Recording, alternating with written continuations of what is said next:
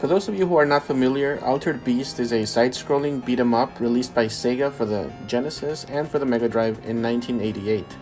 It is set in what looks like ancient Greece and consists of the player visiting several locations, transforming into different beasts, and fighting bosses. The game actually starts with a centurion being resurrected by Zeus and ordered to rescue his daughter Athena, who has been kidnapped by Neph. With that being said, let's dive into the actual cover art. We'll be looking at the Sega Genesis and the Mega Drive covers primarily for this episode. Here we see the original North American Sega Genesis cover. At first glance, it looks like it belongs in a horror movie. We see the main hero already transformed into a werewolf, and he's surrounded by many different evil-looking creatures that are... This creature, for example, shows up in the first level and looks a lot like an oversized bat. This other one looks like it's in pain and it's grabbing its own eyeball. And this third one, I believe it's called a chicken stinger, appears to be borrowed from Golden Axe.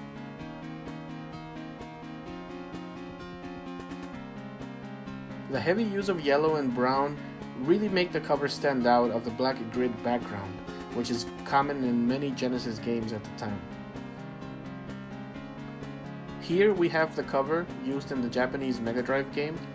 As you can see, the colors have changed a bit from yellow and brown to more of an orange with a sizable amount of blue countering the composition from the left side, possibly symbolizing the good versus evil or hope.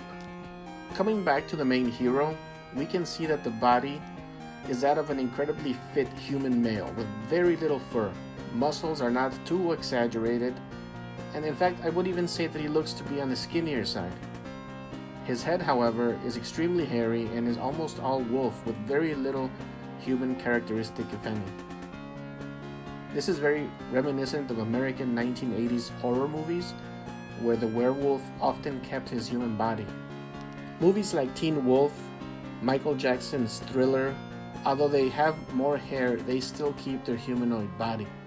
Another example would be 1969's Al Adamson in Blood of Dracula's Castle, or even as far back as 1943, where Matt Willis portrays a werewolf in Return of the Vampire. I would argue that it wasn't until the movie Underworld was released in the early 2000s that werewolves really started to evolve in pop culture. Movies and TV started depicting them as more beast than man, with more wolf-like legs and exaggerated muscles. This change in depictions can be seen in the more modern release of Altered Beast for the PlayStation 2. Altered Beast is a game that helped Sega establish the Genesis as more of a mature platform that was not necessarily aimed at young kids. Sure, you had the creepy music and the mature themes, but the first thing you saw when you were shopping for a new game was that cover art. Don't forget to like and subscribe if you liked the video, and don't forget to leave a comment down below with any ideas for future videos.